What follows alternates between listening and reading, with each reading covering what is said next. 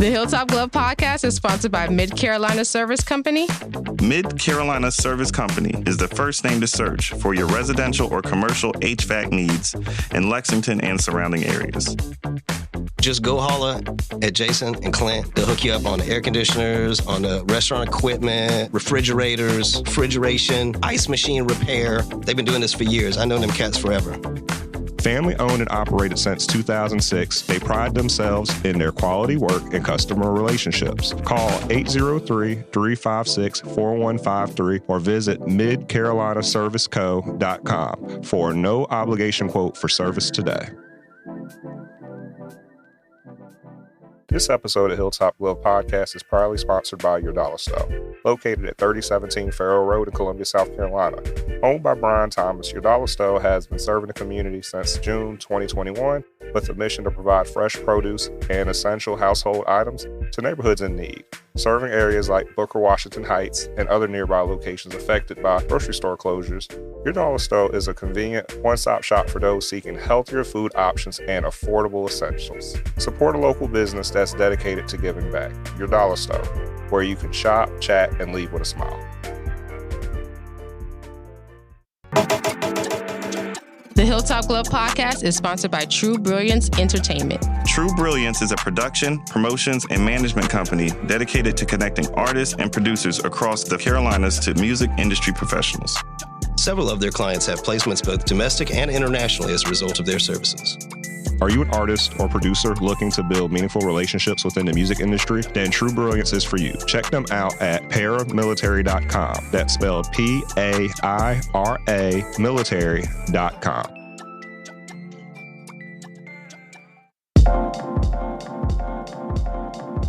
Welcome to the Hilltop Glove Podcast. Welcome to the Hilltop Glove Podcast. Welcome to the Hilltop Glove Podcast. Welcome to the Hilltop Glove Podcast.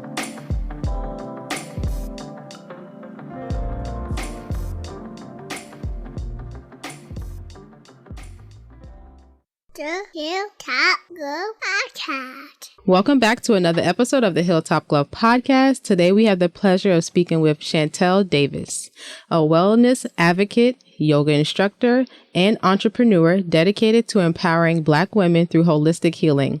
As the founder of Goddess of Herbs, Shantell creates herbal teas and wellness experiences that blend traditional practices with modern insight. Her passion for decolonized health and self-care is evident as she integrates yoga, herbal medicine, and community activism to help women reclaim their well-being. Shantell is deeply committed to exploring the intersection of epigenetics, neuroscience, and quantum physics to deepen her understanding of the mind-body connection. Her goal is to bring transformative wellness practices to her community, offering a holistic approach that caters to the unique needs of Black women. Through her work, she inspires others to embrace their journey towards health and healing and honors both ancestral wisdom and contemporary knowledge. Okay. So how are you doing today, Shantell? Great. Happy to be here. Thank you for being here, actually. Thank you for inviting me. No problem. So we kind of like to start off each episode with a little bit of background history about your growing up, childhood. What was it like for you? Well, I grew up here in Charleston, and I spent some time in Louisiana, Baton Rouge, and I spent a year in D.C. with my aunt. Grew up on James Island. Yeah. Okay. You have any siblings? I do. I'm the oldest of four. I say my mom has two sets of kids. She had me and my brother. We're 3 years apart. 10 years later, she decided to have my other brother and then my sister, and they're 3 years apart. Okay. So yeah, we have a really good close bond with each other. What was it like growing up in Louisiana? It was nice. We spent a lot of time out in the country. It's a place called Gonzales. So it was really nice being out in nature, spending that time with cousins, running through the field barefoot, living that country lifestyle. They don't do that anymore. No. So you're into neuroscience, epigenetics, all this stuff. Do you know voodoo? Voodoo? I just had to jump into it. You said Louisiana, so I'm like, okay, she must know some tricks. I do not practice voodoo. Okay, No, okay. But do you know anyone that dabbles into it? I say my grandmother does. I knew it was around, you know. I just had to get that question out because it was not in the question. You got voodoo as a religion, you got voodoo as a practice. Right. Yeah, But do you practice it or? No, I don't. Okay. I do not. Okay. So as a child, how did you know that when did you have your first spiritual encounter or that you can remember? Spiritual encounter? I would say I've always been spiritual. I've always had a certain level of awareness and sensitivity to people and places. I don't remember a moment not being spiritual. I think everything we do is spiritual. The physical starts in the spiritual. So everything happens in the spirit first, and then it manifests into the physical realm. So everything you do is spiritual. I agree. Thanks. And how has your intuition grown over the years? I would say it's grown. I wouldn't say grown. I'm just trusting it more. Instead of using that logical side of my brain, I tap into my intuition more, into the feeling of things, into my heart. So, yeah. When that logical side of the brain comes into play, how do you tell it to like, okay, no, I'm not listening to you right now. I'm focusing on my inner self, my meditation. So taking a step back, breathing, clearing the mind, getting centered with myself so I can really hear what my intuition is trying to tell me. Really listen to my heart and what I really truly desire or what I'm trying to gain from a situation. And how often do you meditate? Every day. How long? At least 5 minutes, all the way up until an hour. So I have to have some type of meditation, even if it's just me taking a 5-minute break just to center myself. Do you have any like particular meditative practices you do, or is it just kind of sit in silence kind of? Sometimes I do a guided meditation where I'll listen and have someone guide me through it. But most of the time it's just me sitting. So meditation is, people think of it as like, you're not supposed to think about anything. Right.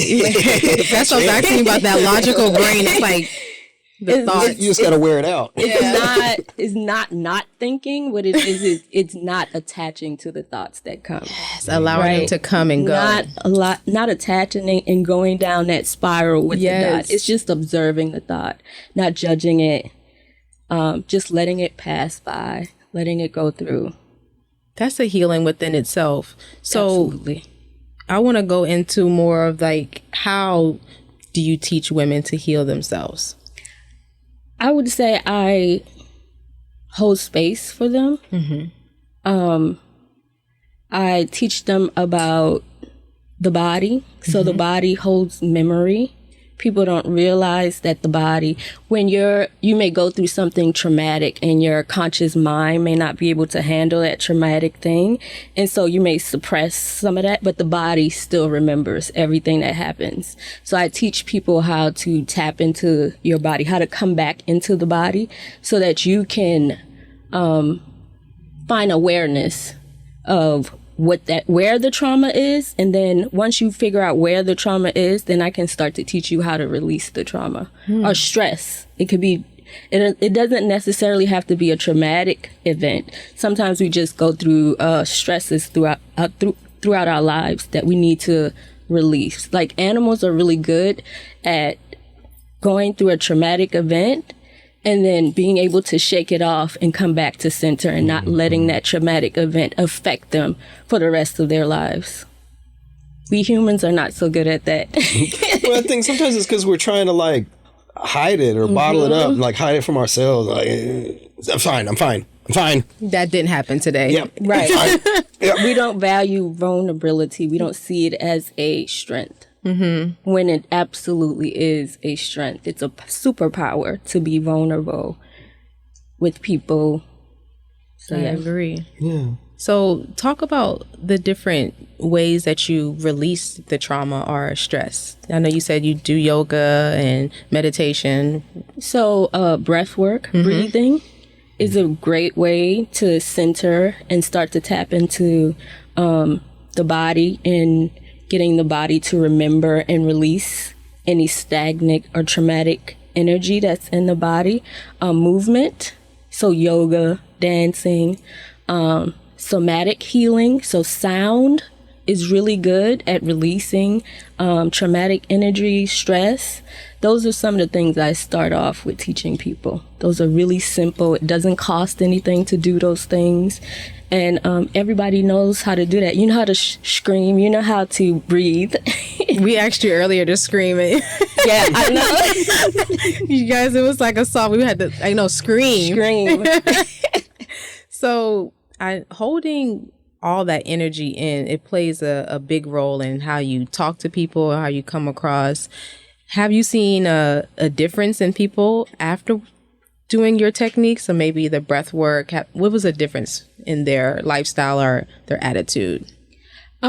You feel lighter, actually. You don't feel, because negative energy can be heavy. It can kind of feel like people say, I have the weight of the world on my shoulder. So once you release that energy, you feel a lightness. You feel clarity. You are not up in the mind. You're more in the body, grounded. Those are some of the things I hear people say. Those are some of the things I've experienced as well. I would say grounding, now that you say that, is another good thing to do. Walking on the bare earth. Yes. With your feet in the grass and absorbing the sun as much as possible. Or even just paying attention to your sensory. What am I smelling? What am I hearing? What other things are there than what I'm paying attention to? Slowing down. Yeah. Yeah. And people don't realize we exchange ions with the earth. So you're releasing positive ions and picking up negative ions from the earth. And so we have plastic rubber on the bottom of our shoes that doesn't allow us to have that exchange with Mother Earth. So literally grounding. Yes. It's also healing. So if you are having pain, going out and standing in the grass will help alleviate some of that. I tell people sometimes it's like, I gotta be out in nature knowing that everything's right. Like it lets the animal brain just know, hey, oh no, it's good. We're good. Whatever you're wearing is fine. The birds are still chirping. Everything's still fine. It's fine. Right. Because we're constantly communicating with the universe, Mother Earth. And because we're so busy, we don't necessarily pay attention to that. And so when you go out into nature, you're able to listen and hear. Right. And then you're able to tap into that intuition and be confident. And then also being in nature and grounding yourselves helps you to tap into that parasympathetic nervous system. So that allows you to create a safe space. I'm safe. Instead of flight or fight. Yeah, because we are your nervous system. Wow. And so you're like, yeah, everything is right in the world. Everything is good. Talk about some of the herbs that you use daily for yourself and different herbs that other women can use to help heal themselves. Yes. I would say herbal tea is one of the safest way to introduce herbs into your system. Some of the herbs I would start off with would be holy basil. Holy basil is good for stress and balancing. Ashwagandha is an adaptogen. It's really good for your adrenals. It's another one that's good for stress. What else? Nettle is a good one. It's full of minerals. It's good for nourishing the body. Ginger is really good. It's good for digestion and your immune system. What else? I love ginger. Yeah, it's really good. I can use ginger on anything. Like I will literally, I've been starting to use ginger as seasoning. Yes. And I'm like, okay, I'm getting a little carried away here. I just want all the ginger. Yes, because it's such a warming herb. It's a fiery herb. Yeah. So it's like a nice little hug. Mm-hmm. What herbs do you use while you're cooking? I love ginger. Mm-hmm. I love thyme, rosemary, basil. What else? Pepper. People don't think of pepper as a herb, but yes, pepper. Yeah. Cumin. Mm-hmm. What else? There's so many. Yeah. So I want to go into like your vibration and the light that we all carry within ourselves. Can you tell us about how important it is to just be a light in this world with all this darkness? Well, I think first you have to, that's a very good question, being a light in this world amongst all the darkness. Because we all carry energy. We do. And like you said, if we don't release that energy, we can be giving off negative energy. And you don't want to do that if someone's being positive and you're giving off negative. So, well, I say we also have to honor the negative energy. Like we can't just be positive all the time. It's about balance. So I don't want people to think like you suppress your negative energy, that you don't look at the negative because it's coming up for a reason. Mm-hmm. Or worse, feel guilty about it. Right. Mm-hmm. Right. We want to have compassionate self-forgiveness, have compassion for yourself. So that's a way to introduce more light. Mm-hmm. Is having self-compassion, compassion for other people, taking a moment to like put yourself in a person's shoes can shine light.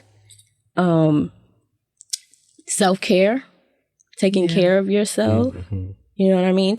And I don't mean like consumerism, going out there and spending. Break down the self-care, please. They're not going out there and spending your money, but really listening to your body and what your body is telling you that it needs. Like you may need to just turn on some music and dance a little bit. You may need to go out in nature. You may need to find your support system and go hang out with them and let them pour into you. Another way to find more light is to not try to give when you're depleted. Mm-hmm. I know we all know about like your cup should be full, but it's not only full, your cup should be running over, right? And so what is running out of the cup is for everybody else, and what's in the cup is for you. So if you keep your cup full, it's a way for you to allow your light to shine in this world. So I would say being selfish is a way to allow your light to shine. I always say that self-care isn't selfish. And when you talk about your cup runneth over, can you talk about how important it is to have people that water you?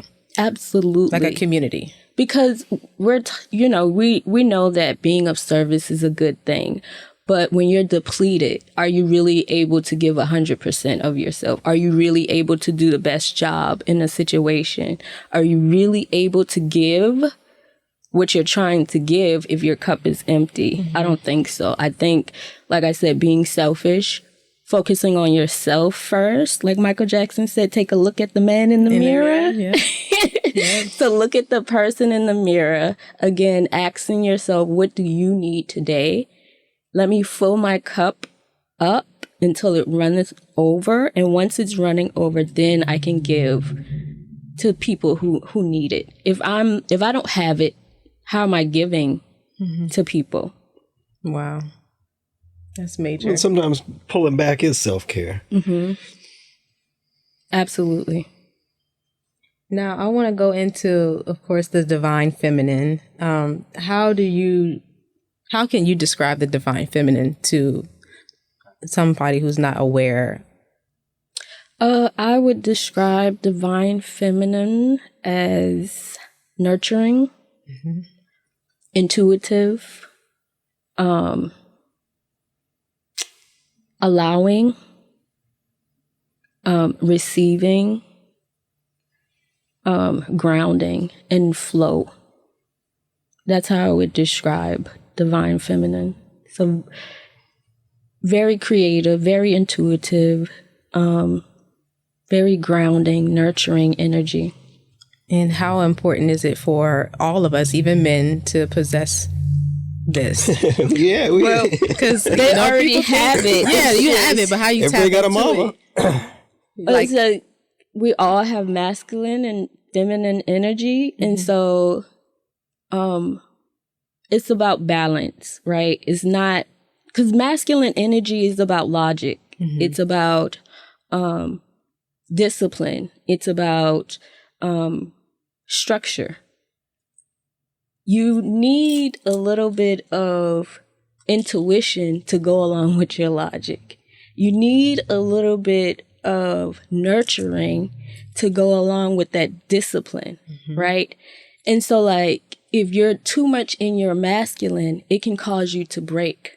You need some softness. You need that balance of the feminine. And feminine energy will allow you to tap into your masculine even more, so you can make those decisions for yourself, so you can have discipline into your life. So it's about balance. We're not trying to be all masculine and not have that nurturing side of us.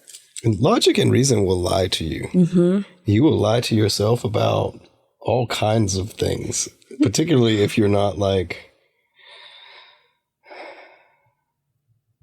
okay with logic and reason not being the end all. It's like our society now is very much like, if it's not logical and rational, then like it's BS. Right. That really screws us up, and it puts us on this trajectory where like you don't trust your intuition and you don't trust your vibe about somebody. And we all know that that's spot on a lot of times. Like, we have instincts. We know a predator. Like, it goes back a long ways. You know what it feels like when a lion looking at you is there. Right. And I feel like, and perhaps it's because like that masculine idea has been like associated so much with like men, and that's the only thing that we're allowed to embody is that masculinity, but we're really screwing up the culture with it. Yeah. Your energy should really be androgynous, right? That allows you to have balance in the masculine and the feminine. So like, I challenge you all, like, on your way home to tap into the feminine energy, tap into your intuition. I don't know. I know we've all been on the road, and like something's telling you, you have your route home, and you're like, I always take this route home, but something's telling me to take a different route, right? And you're like, why is it telling me to Don't take ask a why, different just do it. route, right? And you listen to it and you take the different route. It may be 5-10 minutes longer. However, your normal route, it was a 10-car pileup, right? And you would have been 20 minutes late getting home to get your kid off the bus. Like, listening to that intuition, because again, the universe, nature is always communicating with us. And so like, if you just go with the flow, tap into that intuition and trust yourself, you made it home in time to pick up your kid from school. Do you have an explanation or a story of like where that comes from? Like, and I call it story because it's like, you know, every time we're talking about stuff that's not tangible, like we all have our own little story or description about what in our mind. Yeah, what about happened. what it is. And, you know, some people would say, well, that's, you know, angels, or that's your higher self, or like, to you, where does that intuition come from? I think it comes from the oneness, universal law, divine oneness. Like, we're all connected. We're connected. We are connected here in this room. We're connected to Mother Earth. And again, we're constantly communicating with each other. And so like you said, the society that we live in now, it doesn't honor that side. It doesn't honor the feminine, right? It honors the masculine, what you can see. You have to be able to see it in front of your face to believe it. Where we know that the feminine is in the darkness, right? It's in the subconscious mind, right? And so, like, giving honor to that. I was just going to head into that, the consciousness and subconscious, you know? So it's like, okay, I'm conscious of what's going on around me, but my subconscious is, you know, buried, but you have to tap into that. So how can you honor the subconscious, if that makes sense? How can you make it stronger? I guess knowledge is power. When you realize that 95% of what you do in your conscious life is ruled by the unconscious, subconscious mind, you're going to start to get curious about that, right? Like if you know that the way you grew up in your childhood, things that happen in your childhood, you may not be conscious of it right now, but unconsciously it's controlling how you behave. It controls the environments you put yourself in. It controls whether you're self-sabotaging. And once you realize that, you start to get curious. Well, let me start to dig and figure out what's in the unconscious mind that's causing me to behave or have these situations come up for me. Curiosity. Get curious about it. Get curious about because 95%, that's a lot. That means that's like basically only all. 5% of your conscious mind you have control over how your day is going to turn out. You worried about the email you got to write. Your body is worried about your protein and your sugar levels. Right. So get curious about your unconscious mind because it's controlling who you are. The friends you pick, the relationships you have, start to dig up some of that stuff. Do the shadow work. Do shadow work, meditation, getting grounded in your body, listening to the body, because the body speaks to us. The body is always trying to keep us in homeostasis, right? The body is trying to survive. And so, like, you talk about needing protein, the body, you may be, feeling achy all over and you're like, this darn body, you have achy knee, but no, you need to be thankful. Yeah. Because the body is communicating like, hold on, take a minute, slow down, something's going on. It's a warning signal. Yeah. Pay attention to me. Before I hurt you. The subconscious is not that subconscious. Yeah. We're just telling it to shut up all the time. Correct. Right. When we get those bad vibes about people, that subconscious is very like I told in the front. You. Yeah. It's just a different type of consciousness. And we just been taught to ignore it.